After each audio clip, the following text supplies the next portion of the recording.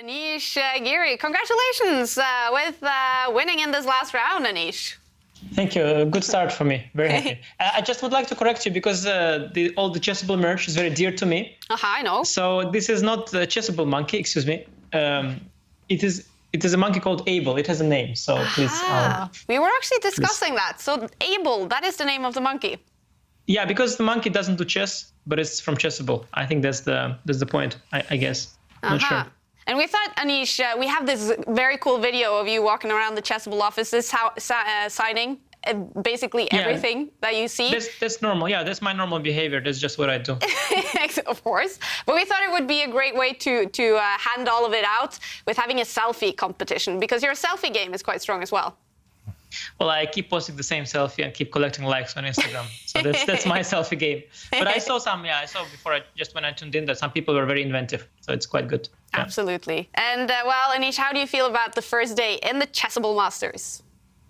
So first game was very solid. Niels played very solid. And second, I was happy. I took some risk against Prague and it worked out. And the third game, it was a pity because I had a position where it is so beautiful. Everything is perfect. The problem is that you have to win it. That's the only problem. And it's like, to win it, you have to make it a little bit less perfect. And you don't like that? No, it's always hard. Some people are good at that. I've seen some games of Magnus, for example, where he's got this beautiful, everything is guarded, everything is protected, it's full domination. But then at some point you have to do something. You have to change the position. And I wasn't able to do it. I tried it. So I was actually very disappointed I didn't win that game because it was completely winning the position. But it was not easy to convert. And last one, I was very lucky. I was very happy with that win. I think, first of all, I messed up the middle game, and then the end game, it has to be a draw, I think. But it's maybe not as easy as it looks at first, but it has to be. I once had a game with Hikaru, which was very similar. I think it was almost the same in also one of these events, I think. And I think he held it easily, but I don't know. And Anish, well, you are known, I've seen that quote many places, you are known as the biggest opening experts in the top of the chess world. Obviously, Chessable Masters is all about the openings, and we're doing stats on all the openings played on the 2022 tour. Can you guess which opening has been played the most by all of you?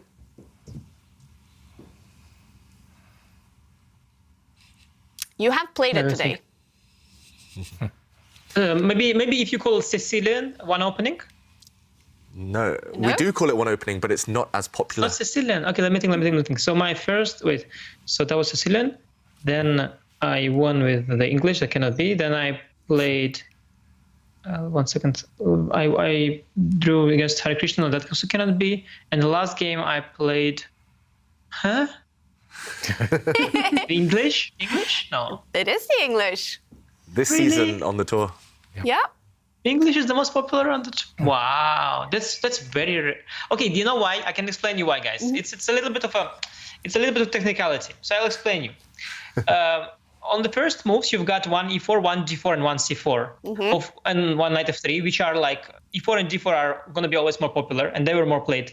But the one c4 is one that has its own name. So if one e4 also had a name, like one e4 would be, I don't know, Korean or whatever, then Korean would be the most popular opening. But since one c4 is not as big as e4, it has its own name. That's why it's the most popular, I think. I think that's the reason. But is it a trend as well, though? Is the English a trend among the top players? For sure. English is the trend. The trend is your friend. Everything. Invest in English. Everything's good. The only thing is that it is a little unfair because chess openings, we name them. You've got like a Frankenstein Dracula variation. That's like on move like 8. You've got the Sicilian. That's on move like 1, but both players played it. And English is the opening that is like named already after half a move.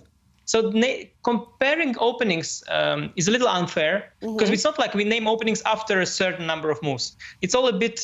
It's not like this chemical, Mendeleev's table, which is all like nicely structured. Chess openings are a bit weirdly structured. Some openings, like one b3, apparently is also called Nimzo Larsen. It shouldn't be called anything, but it's called Nimzo Larsen. So it's messed up. Yeah.